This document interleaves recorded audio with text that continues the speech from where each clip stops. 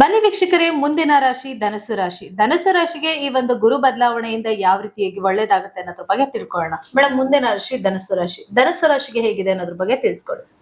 ನಮಸ್ಕಾರ ವೀಕ್ಷಕರೇ, relax studio ವೀಕ್ಷಕರಿಗೆ ನನ್ನ ನಮಸ್ಕಾರಗಳು. ಬನ್ನಿ, ಗುರುವಿನ ಗೋಚಾರ ಪ್ರತಿ ರಾಶಿಗಳ ಮೇಲೂ ವಿಪರೀತ ರಾಜಯೋಗನ ಕೊಡುತ್ತಾ, ಯೋಗವನ್ನ ಕೊಡುತ್ತಾ ಅಥವಾ ಅವಯೋಗವನ್ನ ಕೊಡುತ್ತಾ ನೋಡ್ತಾ ಹೋಗೋಣ. ನೋಡಿ, ಗುರು ಯಾವುದೇ ಬದಲಾವಣೆ ಆಗ್ಲಿ, ಗುರುವಿನ ದೃಷ್ಟಿ ಇದೆಯಲ್ಲ ಅದು ಇಂಪಾರ್ಟೆಂಟ್. ಯಾಕೆಂತ ಅಂದ್ರೆ ಗುರು ಏನೇ ಬದಲಾಯಿಸಿದ್ರು ಕೂಡ ಗುರು ದೃಷ್ಟಿ ಅದಕ್ಕೆ ಕೊಟ್ಟಿರೋದು. ಸೊ ಒಂದ್ ಸ್ವಲ್ಪ ಕೆಟ್ಟದಾಗತ್ತೆ ಅನ್ನೋದಕ್ಕೆ ಒಂದ್ ದೃಷ್ಟಿ ಬಿದ್ದಾಗ ಏನಾಗುತ್ತೆ, ಒಳ್ಳೇದಾಗ್ತಾ ಹೋಗುತ್ತೆ. ಆಗ ಗುರುವಿನ ದೃಷ್ಟಿ ಖಂಡಿತ ಒಳ್ಳೇದಾಗತ್ತೆ. ತಲೆ ಕೆಡ್ಸ್ಕೋಬೇಡಿ. ಧನುಸು ರಾಶಿಯವರಿಗೆ ಆದಷ್ಟು ಬೇರೆ ಬೇರೆ ಚಾನೆಲ್ಗಳಲ್ಲಿ ಧನುಸು ರಾಶಿಗೆ ಯೋಗ ಇಲ್ಲ, ಧನುಸು ರಾಶಿ ಗಂಡಾಂತರ ಇದೆ, ಧನುಸು ರಾಶಿಗೆ ಸಿಕ್ಕಾಪಟ್ಟ ಪ್ರಾಬ್ಲಮ್ ಆಗತ್ತೆ ಅನ್ನೋದೆಲ್ಲ ಹೇಳ್ತಿದ್ದಾರೆ. ಖಂಡಿತ ಎದುರ್ಕೋಬೇಡಿ. ಯಾಕೆಂತ ಅಂದ್ರೆ ಯಾವುದೇ ರಾಶಿಗಳ ಮೇಲೆ ಗುರುವಿನ ದೃಷ್ಟಿ ಬದಲಾವಣೆ ಆಗ್ತಾ ಇದೆ ಅಂತ ಅಂದಾಗ ಆ ಮನೆಗಳ ಪ್ಲೇಸ್ಮೆಂಟ್ ಅನ್ನೋದು ತುಂಬಾ ಇಂಪಾರ್ಟೆಂಟ್ ಆಗತ್ತೆ. ನೋಡಿ, ಇದೇ ಗುರು ಅವನಿಗೆ ರಾಶಾಧಿಪತಿ, ಧನುಸು ರಾಶಿಗೆ ರಾಶಾಧಿಪತಿ, ಸುಖಸ್ಥಾನಾಧಿಪತಿ ಅಷ್ಟಮಕ್ಕೆ ಇದ್ದಾನೆ, ಅಷ್ಟಮಕ್ಕೆ ಹೋಗ್ತಾ ಇದ್ದಾನೆ. ಸೊ ಅಲ್ಲಿಗೆ ಏನಾಗುತ್ತೆ, ಚತುರ್ಥ ಭಾವಾಧಿಪತಿ ಮತ್ತೆ ಲಗ್ನಾಧಿಪತಿ ಅಷ್ಟಮಕ್ಕೆ ಹೋದಾಗ ಹೆಲ್ತ್ ವಿಚಾರದಲ್ಲಿ ತೊಂದರೆಗಳು ಆಗುವಂಥದ್ದು, ಆರೋಗ್ಯದ ವಿಚಾರದಲ್ಲಿ ಸಾಕಷ್ಟು ತೊಂದರೆಗಳು ಆಗುವಂಥದ್ದನ್ನ ಆಗ್ತಾ ಇರುತ್ತೆ. ಆದ್ರೆ ಉಚ್ಚ ಸ್ಥಿತಿಯಲ್ಲಿ ಗ್ರಹ ಕುಳಿತಿರೋದ್ರಿಂದ ಗುರು ಗ್ರಹ ಏನಾಗತ್ತೆ, ಸಾಕಷ್ಟು ಒಳ್ಳೆ ರಿಸಲ್ಟ್ ಕೂಡ ಕೊಡ್ಬೋದು. ಯಾಕಂದ್ರೆ 8ನೇ ಮನೆ ಗುರು ಬಂದ ಇದ್ದಾನೆ ಅಂತ ಅಂದಾಗ ಅವನ 5ನೇ ಮನೆ ನೋಡ್ತಾನೆ. ಸೊ ಆಗ ಪಂಚಮ ಸ್ಥಾನವನ್ನ ನೋಡ್ತಾ ಇದ್ದಾನೆ ಅಂತ ಅಂದಾಗ ಗುರು ಎಲ್ಲೋ ಕೂಡ ತನ್ನ ಒಂದು ದೃಷ್ಟಿಯ ಬದಲಾವಣೆ ಆಗ್ತಾ ಇದೆ ಅಂತ ಅಂದಾಗ ಲೈಫಲ್ಲಿ ತುಂಬಾ ಚೇಂಜಸ್ ನಾವು ನೋಡ್ತಾ ಹೋಗ್ಬೋದು. ಯಾಕೆಂದ್ರೆ ಅದೇ ಗುರು 5, 7, 9ನೇ ಮನೆಯನ್ನ ನೋಡಿದಾಗ ಸಾಕಷ್ಟು ರಿಸಲ್ಟ್ ಅನ್ನ ಕೊಡ್ತಾ ಹೋಗ್ತಾನೆ. ಎದುರುಕೊಳ್ಳೋ ಅವಶ್ಯಕತೆ ಇಲ್ಲ ಧನುಸು ರಾಶಿಯವರಿಗೆ. ಧನುಸು ರಾಶಿಯವರಿಗೆ ರಾಶಾಧಿಪತಿ ಮತ್ತೆ ಚತುರ್ಥಾಧಿಪತಿ ಅಷ್ಟಮದಲ್ಲಿ ಕುಳಿತುಕೊಂಡು ಜೊತೆಗೆ ಲಾಭಾಧಿಪತಿಯಾದಂತಹ ಶುಕ್ರ ಕೂಡ ಬದಲಾವಣೆ ಆಗೋದ್ರಿಂದ ಇದೇ 15ನೇ ತಾರೀಕು ನಂತರ ಶುಕ್ರ ಕೂಡ ಬದಲಾವಣೆ ಆಗ್ತಾನೆ. ಸೊ ಶುಕ್ರ ಕೂಡ ಬದಲಾವಣೆ ಆಗಿ ರವಿ ಕೂಡ ಅಲ್ಲಿ ಬದಲಾಯಿಸೋದ್ರಿಂದ 15ನೇ ತಾರೀಕಿನ ನಂತರ ಏನಾಗುತ್ತೆ, ಸ್ವಲ್ಪ ಆರೋಗ್ಯದ ವಿಚಾರದಲ್ಲಿ ಕೇರ್ಫುಲ್ ಆಗಿರಿ. ಯಾರಿಗಾರ ಹಣ ಕೊಡ್ಬೇಕು ಅಂದಾಗ ಕೇರ್ಫುಲ್ ಆಗಿರಿ. ಅಂತ ಟೈಮಲ್ಲಿ ಹಣ ಕೊಟ್ಟು ಸಿಗಾಕೊಳ್ಳೋ ಅಂತದ್ದು ಅಥವಾ ಯಾವ್ದಾದ್ರು ಒಂದು ದೊಡ್ಡ ಮೊತ್ತದ ಅಮೌಂಟಿಗೆ ಸಿಗಾಕೊಂಡ್ಬಿಡೋ ಅಂತದೆಲ್ಲ ಆಗತ್ತೆ. ಸಮಯ ಅನ್ನೋದು ಹೇಗಾಗುತ್ತೆ, ಕೆಲವ್ರು ನೋಡಿ ಯಾವ್ದೋ ಒಂದು ಟೈಮಲ್ಲಿ ದುಡ್ಡನ್ನ ಕೊಟ್ಟಿರ್ತಾರೆ, ಕೊಟ್ಟಂತ ಟೈಮಲ್ಲಿ ಏನಾಗುತ್ತೆ, ಅವ್ರಿಗೆ ಯಾವ ಗಳಿಗೆಲ್ ಕೊಟ್ಟನೋ ದುಡ್ಡು ಕೈಗೆ ಬರ್ತಿಲ್ಲ ಅಂತಾರೆ. ಯಾಕಂದ್ರೆ ಸಮಯ ಅನ್ನೋದು ಇಂಪಾರ್ಟೆಂಟು. ಯಾವ ಟೈಮಲ್ಲಿ ನಾವು ಹಣವನ್ನ ಕೊಡ್ತೀವಿ ಅನ್ನೋದಾಗ ಆ ಕಳ್ಕೊಳ್ಳುವಂತಹ ಪರಿಸ್ಥಿತಿ ಬಂದ್ಬಿಡುತ್ತೆ.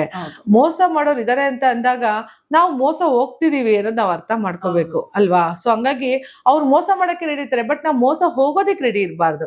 ಒಂದಲ್ಲ 10 ಬಾರಿ ಯೋಚನೆ ಮಾಡಿ ಯಾವುದೇ ಇನ್ವೆಸ್ಟ್ಮೆಂಟ್ ಆಗಿರ್ಬೋದು, ಯಾರಿಗೆ ಸಾಲ ಕೊಡ್ಬೇಕಾಗಿರೋ ವಿಚಾರ ಆಗಿರ್ಬೋದು, ಸಾಕಷ್ಟು ಯೋಚನೆ ಮಾಡಿ ನಿರ್ಧಾರವನ್ನ ಧನುಸು ರಾಶಿ ತಗೊಳ್ಬೇಕಾಗತ್ತೆ. ಯಾಕೆಂದ್ರೆ ಟೈಮ್ ಇನ್ನೊಂದು ತಿಂಗಳು ಚೆನ್ನಾಗಿರಕ್ಕೆ ಶುಕ್ರ ಕೂಡ ಅಲ್ಲೇ ಇದ್ದಾನೆ ಅಂದಾಗ ಕೇರ್ಫುಲ್ ಆಗಿರ್ಬೇಕಾಗತ್ತೆ. ಆದ್ರೆ ಇನ್ನೊಂದು ಒಂದು ವರ್ಷಗಳ ಕಾಲ ಅಷ್ಟಮದಲ್ಲೇ ಗುರು ಕುಳಿತುಕೊಳ್ಳೋದ್ರಿಂದ ಆರೋಗ್ಯದ ವಿಚಾರದಲ್ಲಿ ಬಹಳಷ್ಟು ಕೇರ್ಫುಲ್ ಆಗಿರಿ. ಜೊತೆ ಲೈಫಲ್ಲಿ ನಾವ್ ಏನಾದ್ರು ಸಾಧನೆ ಮಾಡ್ಬೇಕಪ್ಪ, ಲೈಫಲ್ಲಿ ಇನ್ನಷ್ಟು ನಾನು ಜೀವನದಲ್ಲಿ ಹೇಳಿಗೆನ ನೋಡ್ಬೇಕು ಅಂತ ಅಂದ್ರೆ ಆಲಂಗುಡಿ ಗುರುನ ದರ್ಶನ ಮಾಡ್ತಾ ಬನ್ನಿ. ಎದುರುಕೊಳ್ಳೋ ಅವಶ್ಯಕತೆ ಇಲ್ಲ. ಗುರುಗಳನ್ನ ದರ್ಶನ ಮಾಡ್ತಾ ಬನ್ನಿ. ನಿಮ್ಮ ಹತ್ತಿರದಲ್ಲಿ ಇರುವಂತಹ ರಾಘವೇಂದ್ರ ಸ್ವಾಮಿಗೆ ಹೋಗುವಂಥದ್ದು ಅಥವಾ ಅಲ್ಲಿ ಯಾವ್ದಾರ ಒಂದು ಗುರುವಿನ ಕ್ಷೇತ್ರಗಳಿದ್ರೆ ಭೇಟಿಯನ್ನ ಮಾಡುವಂಥದ್ದನ್ನ ಮಾಡ್ತಾ ಬರ್ಬೋದು. ನೋಡಿ, ಧನುಸು ರಾಶಿಯವರಿಗೆ ಗುರು ಅಷ್ಟಮದಲ್ಲಿ ಹೋದ್ರು ತಲೆ ಕೆಡ್ಸ್ಕೊಳ್ಳೋ ಅವಶ್ಯಕತೆ ಇಲ್ಲ. ಡೈಲಿ ಅವರೊಂದು ಚಿಕ್ಕ ಪರಿಹಾರನ ಕೂಡ ಮಾಡ್ತಾ ಹೋಗ್ಬೋದು. ಏನು ಅಂತಂದ್ರೆ ಅರಿಶಿನ ನಾವ್ ಏನ್ ಹೇಳ್ತೀವಿ ಹೇಳಿ, ಗುರುಗೆ ಅಧಿಪತಿ ಅಲ್ವಾ. ಸೊ ನಾವು ಮದುವೆ ಮನೆಗಳಲ್ಲಿ ಅತಿ ಪ್ರಮುಖ ಸ್ಥಾನವನ್ನೇ ಪಡ್ಕೊಳ್ಳೋದೇ ಅರಿಶಿನ ಅಲ್ವಾ. ಅರಿಶಿನದ ನೀರಾಗಿರ್ಬೋದು, ಅರಿಶಿನ ಕುಂಕುಮ ಇರ್ಬೋದು, ಅದಕ್ಕೆ ಒಂದು ಶಾಸ್ತ್ರ ಅಂತಾನೆ ಇದೆ. ಆ ಅರಿಶಿನ ಅಂದಾಗ ಅದು ಗುರು ಅಧಿಪತಿ ಆಗ್ತಾನೆ. ಅಂತಹ ಒಂದು ಪ್ಯೂರ್ ಅರಿಶಿನವನ್ನ ನೀವು ಡೈಲಿ ಒಂದ್ ಸ್ವಲ್ಪ ಹಾಲ್ ಜೊತೆ ಮಿಕ್ಸ್ ಮಾಡಿ ತಗೊಳ್ಳೋ ಅಂತದ್ದು, ಅಥವಾ ನಾವ್ ಏನು ಒಕ್ಕಳ ಅಂತ ಕರಿತೀವಿ ಆ ಭಾಗದಲ್ಲಿ ಅರಿಶಿನವನ್ನ ಮಿಕ್ಸ್ ಮಾಡಿ ಹಾಕೊಳ್ಳೋದು, ಅವಾಗ ಗುರುಬಲ ಹೆಚ್ಚಾಗ್ತಾ ಹೋಗುತ್ತೆ. ಅರಳಿ ಮರದ ಎಲೆನ ತಗೊಂಡು ಬಂದು ಅದಕ್ಕೆ ಅರಿಶಿನವನ್ನ ಸವರಿ ಒಣಗಿದ ಮೇಲೆ ನಿಮ್ಮ ಮಂಚದ ಕೆಳಗಡೆ ಅಥವಾ ಹಾಸಿಗೆ ಕೆಳಗಡೆ ಇಟ್ಕೊಳ್ಳೋಂಥದ್ದು ಮಾಡಿ ಅರಳಿ ಮರ ಕೆಳಗಡೆ 10 ನಿಮಿಷ ಕುಳಿತುಕೊಳ್ಳಿ. ನೋಡಿ, ಅರಳಿ ಮರ ಅಧಿಪತಿ ಕೂಡ ಗುರು. ಅದಕ್ಕೆ ಅಲ್ವಾ ಅರಳಿ ಮರನ ಏನಕ್ಕೆ ಸುತ್ತಿಸ್ತಾರೆ ಹೇಳಿ, ಹೋಗಪ್ಪ ಪ್ರದಕ್ಷಿಣೆ ಹಾಕೊಂಬಾ, ಅಲ್ಲಿರೋ ನಾಗರಕಲ್ನ ಪೂಜೆ ಮಾಡು ಅಂತ ಏನಕ್ಕೆ ಹೇಳ್ತಾರೆ. ಸೊ ಅಲ್ಲಿದಾನೆ ಗುರು. ಅರಳಿ ಮರದಲ್ಲಿ ಇರುವಂತಹ ಗುರು ಸಾಕಷ್ಟು ಲೈಫ್ ಅನ್ನ ಚೇಂಜ್ ಮಾಡೋದ್ರಿಂದ ಇಂತಹ ಒಂದು ಕೆಲವು ಪರಿಹಾರಗಳನ್ನ ಮಾಡ್ಕೊಳ್ಳೋದ್ರಿಂದ ಧನುಸು ರಾಶಿಯವರು ಸಾಕಷ್ಟು ಪರಿಹಾರಗಳನ್ನ ನೋಡ್ತಾ ಹೋಗ್ಬೋದು. ಜೊತೆಗೆ ಲೈಫ್ ಅಲ್ಲಿ ಏನಾದ್ರು ಒಂದು ನಮಗೆ ಚೇಂಜಸ್ ಬೇಕು ಅಂದ್ರೆ ಆಲಂಗುಡಿ ಗುರುಗೆ ಹೋಗಿ ಬನ್ನಿ. ಗುರುವಾರ ದಿನ ಆಲಂಗುಡಿ ಗುರುಗೆ ಹೋಗುವಂಥದ್ದು, ಹುಣ್ಣಿಮೆ ದಿನ ಆಲಂಗುಡಿ ಗುರುನ ದರ್ಶನ ಮಾಡುವಂಥದ್ದು. ಯಾಕೆಂತಂದ್ರೆ ನವಗ್ರಹಗಳ ದರ್ಶನ ಲೈಫಲ್ಲಿ ನಾವು ಎಲ್ಲಿಗೆ ಹೋಗದೇ ಇರೋ ಪರವಾಗಿಲ್ಲ, ನವಗ್ರಹಗಳ ದರ್ಶನ ಮಾಡೋದ್ರಿಂದ ಸಾಕಷ್ಟು ಚೇಂಜಸ್ ನ ನೋಡ್ತೀರಿ. ನವಗ್ರಹಗಳಿಗೆ ಹೋಗೋದಿ ಕಷ್ಟ ಆಗ್ಬೋದೇನೋ, ಆದ್ರೆ ನಿಮ್ಮ ಮನೆ ಹತ್ತಿರದಲ್ಲಿರುವ ನವಗ್ರಹಗಳನ್ನ ದರ್ಶನ ಮಾಡ್ತಾ ಬನ್ನಿ. ನಿಮ್ಮ ಜನ್ಮ ನಕ್ಷತ್ರಕ್ಕೆ ನವಗ್ರಹಗಳ ದರ್ಶನ ಮಾಡ್ತಾ ಬರೋದು ಅಥವಾ ನವಗ್ರಹ ಶಾಂತಿ ಮಾಡಿಸ್ಕೊಳ್ಳೋದನ್ನ ಮಾಡ್ತಾ ಬನ್ನಿ. ದೇವಸ್ಥಾನಗಳಿಗೆ ಏನಕ್ಕೆ ಹೋಗ್ತೀವಿ ಅಂತ ಅಂದ್ರೆ, ಗರ್ಭಗುಡಿ ಒಳಗಡೆ ಹೋದಾಗ ಅದ್ರಲ್ಲಿ ಒಂದು ಪಾಸಿಟಿವ್ ಎನರ್ಜಿ ನಮಗೆ ಬರ್ತಾ ಇರುತ್ತೆ. ಯಾಕೆಂದ್ರೆ ಅಭಿಷೇಕ ಯಾವಾಗ್ಲೂ 24 ಗಂಟೆ ಉರಿಯುವಂತಹ ದೀಪಾರಾಧನೆ, ಅಲ್ಲಿ ಸಿಗುವಂತಹ ಮಂತ್ರಗಳ ಒಂದು ಏನು ತರಂಗಾಲೆಗಳು ಅಂತೀವೋ ಅದನ್ನೆಲ್ಲ ನಮ್ಮ ಬಾಡಿ ಮೇಲೆ ರಿಯಾಕ್ಟ್ ಆಗಿರುತ್ತೆ. ನಮ್ಮ ಸಪ್ತ ಚಕ್ರಗಳನ್ನು ಅದನ್ನ ಆಕ್ಟಿವ್ ಮಾಡೋದ್ರಿಂದ ಆ ದೇವಸ್ಥಾನ ಅದು ತುಂಬಾ ಇಂಪಾರ್ಟೆಂಟ್ ಆಗಿರುತ್ತೆ.